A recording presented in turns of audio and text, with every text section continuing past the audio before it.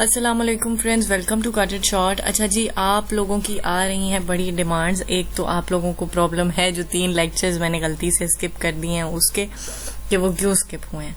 अच्छा जी, honestly speaking उनमें कुछ नहीं है आपको बताने वाला, कुछ भी नहीं है। मैं वो सिर्फ रीड करूंगी, ठीक है, कि 3% या 4% जो है वो पाकिस्तान में ओल्ड पीपल हैं, इतने परसेंट यंग हैं, इतने परसेंट बच्चे हैं, इतने परसेंट लिटरेट हैं, इतने परसेंट इलिटरेट हैं, इतने परसेंट वुमेन है, इतने परसेंट मैन है। I just have to read all this. ठीक हो गया जी।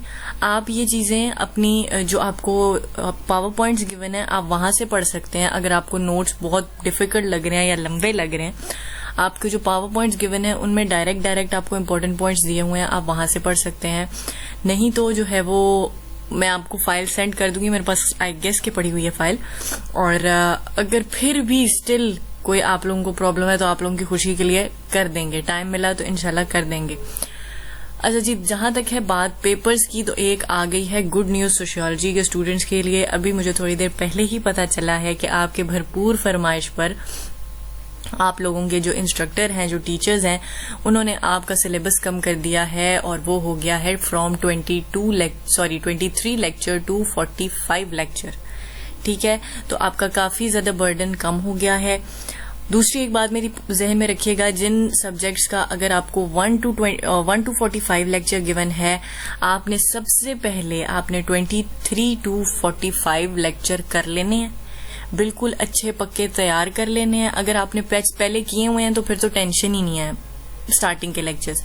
अगर आपने मिड टर्म ऐसे ही निकाल दिए अपने, तो फिर भी आपने कंसंट्रेट करना है फ्रॉम 23 to 45 लेक्चर, जहां से 80% आपका पेपर आना है। ठीक है, 70-80% वहीं से आता है।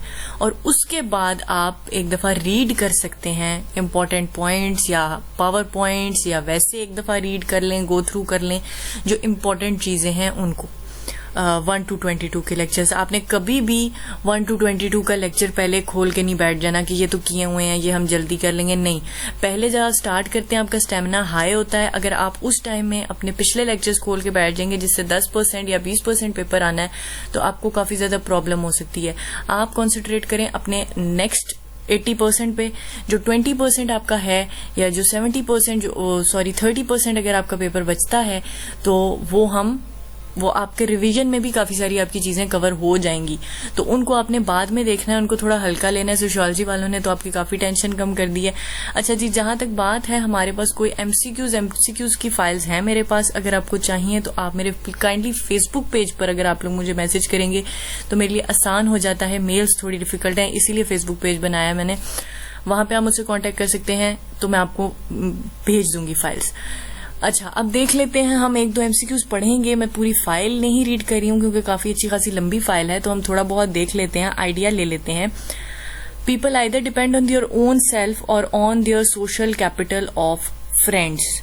ठीक है, कौन सी ऐसी नेटवर्क है बेसिकली जिसमें लोग जो है वो अपने ओन सेल्फ पर ज्यादा डिपेंड करते हैं या अपने फ्रेंड्स के कैपिटल पे डिपेंड करते हैं। तो इसमें फर्स्ट ऑप्शन उन्होंने किया हुआ है किन networking fading and being replaced by friend networking, कि आपका जो है आप लोग कब फ्रेंड्स पर इन्हिसार, अपनी जात पर या फ्रेंड्स पर इन्हिसार कब करते हैं, जब आपका फैमिली का नेटवर्क जो है, जो किन नेटवर्क है, जो आपके कजन्स इधर उधर के रिश्तेदारों का नेटवर्क है, वो लो हो जाता है। Women empowerment increase due to 3 option दिए हुए हैं जी, लिटरेसी की वजह से, इंडिपेंडेंस की वजह से, तो ये तीनों ही कंसिडर किए जाते हैं। Which one is by contrast concern the psychological, social and culture differences, gender. ये कुछ छोटे छोटे पॉइंट्स हैं जो दिए हुए हैं। अच्छा, जहां तक बात की जाए, अगर आप इम्पोर्टेंट की देख लें, अच्छा ये सारे ही एमसीक्यूज इतने डिफिकल्ट नहीं हैं, बहुत इजी हैं। इसमें यहाँ पे उन्होंने एक और क्वेश्चन आपसे पूछा हुआ है। In 2003 the world population was growing at the rate of 1.3% and it was expected that it will take dash to double it population 54 years. ठीक है, ये आपके हैं उन लेक्चर्स में से जो मैंने आपको कहा है कि आपको खुद प्रिपेयर करने हैं। और इसके अलावा यहाँ पे आपको फिगर्स के 1-2 और एमसीक्यूज लाजमी होंगे, अगर नहीं है तो आई गेस इन्होंने स्किप किए हैं। Gender disparity in the estimated literacy rate show that male -% were literate in 2004, that was 66। ठीक है जी। तो ये आपको दिए हुए हैं, जो आपको ये इन 200 वाले फॉर्मूलाज हैं वो दिए हुए हैं। अच्छा, अगर इम्पोर्टेंट लेक्चर्स, इम्पोर्टेंट पॉइंट्स की बात करें तो वो मैं आपको बताती चलती हूँ कि आपने, अगर आप 23 से 45 लेक्चर की बात कर रहे हैं तो सबसे पहले आपने डेफिनेशंस नहीं छोड़नी, डेफिनेशंस नहीं छोड़नी। जैसे सोसाइटी की डेफिनेशन है, जैसे मोबिलिटी, सोशल मोबिलिटी की डेफिनेशंस हैं, कोई भी डेफिनेशंस है ना, आपने उनको स्किप नहीं करना। डेफिनेशंस आपको फौरन पता होनी चाहिए। पहली चीज, एक दो क्वेश्चन आपको लाजमी कॉन्सेप्चुअल आएगा कि वुमेन एम्पावरमेंट बढ़ गई है तो उसका क्या इम्पैक्ट है, फलां चीज ऐसी हो गई है उससे क्या आप समझते हैं। इस टाइप के एक दो क्वेश्चंस आपको लाजमी आते हैं, थोड़े कॉन्सेप्चुअल, जैसे कि आपको असाइनमेंट्स आई हैं पहले आपकी, उस तरह के असाइनमेंट्स हैं या जीडीबीज हैं, उस तरह के क्वेश्चन एक दो आपको लाजमी आएंगे। उसके अलावा शॉर्ट में आपसे पूछी जा सकती हैं डेफिनेशंस, डायरेक्ट डेफिनेशंस पूछी जा सकती हैं। उसके अलावा जो ये लेक्चर था हमारा जिसमें थे फॉर्मूलाज, आई गेस ये 40 लेक्चर था या 41 लेक्चर था, मुझे क्लियर नहीं है, लेकिन जिसमें क्रूड बर्थ रेट और मोर्टेलिटी और ये चीजें थी जिसमें फॉर्मूलाज थे, वो आपके लिए बहुत इंपॉर्टेंट है। उसकी डेफिनेशन उस लेक्चर्स की और उस लेक्चर के फॉर्मूलाज बहुत इंपॉर्टेंट है। अच्छा, उसके बाद आपके पास वेबर और मैक्स व डायमर की थेरीज जो हैं वो बहुत इंपॉर्टेंट है। उनसे जरूरी नहीं आपको पूरी थेरी नहीं आएगी, लेकिन थेरी में से बहुत सारे छोटे छोटे पॉइंट जो है वो आपसे पूछे जा सकते हैं कि पोलिट्रेट्स किसको कहते हैं, फलां किसको कहते हैं, ये वो, और इन दोनों के पॉइंट्स में क्या कॉन्फ्लिक्ट्स थे, इनके पॉइंट के मुताबिक अगर हम इस सिचुएशन को देखें तो क्या है। इस तरह घुमा फिरा के आपको इन दो थेरीज से बहुत क्वेश्चन आ सकते हैं। और हमारे पास जो ये आता है फिगर्स वाला चैप्टर्स हैं, 3 चैप्टर्स हैं हमारे पास लिटरेसी रेट का और इस तरह के, तो ये आपसे पूछे जा सकते हैं फॉर एमसीक्यूज पर्पस।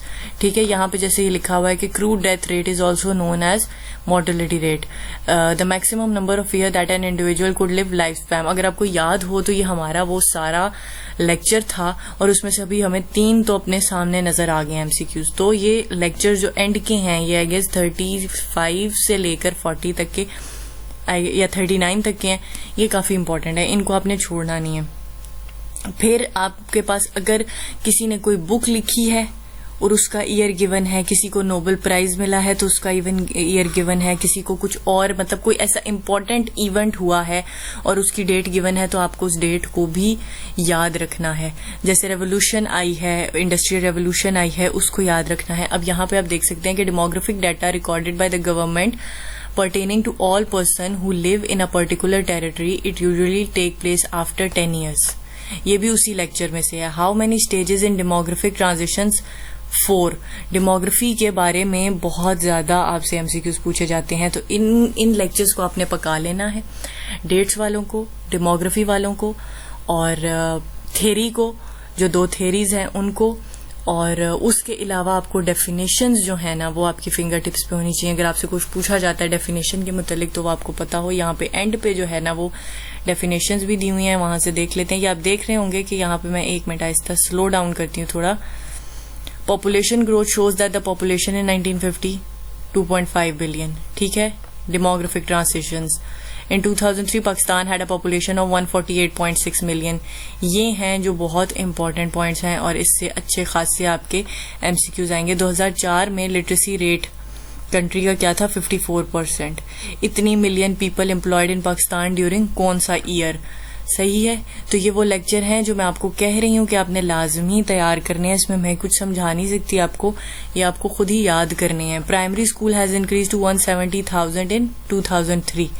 ठीक है, इस तरह करके आपको बहुत सारी चीजें आ सकती हैं। बाकी कोई बहुत इतना डिफिकल्ट होपफुली नहीं होगा। यहाँ से आप देख सकते हैं what is culture, what is the difference between society and culture, how social ranking can be explained, what is sociology, what do sociologists do their research, what is social work। इस तरह के आपको छोटे छोटे ये शॉर्ट क्वेश्चन के लिए आपको आ सकते हैं एमसीक्यूज। ठीक है जी, तो ये आपको पता होना चाहिए। ये जो यहाँ पे दिए हुए हैं इनको तो आपने स्पेसिफिकली पढ़ लेना है। अगर आपको फाइल चाहिए मैं आपको भेज दूंगी, तो नहीं तो आप देख सकते हैं।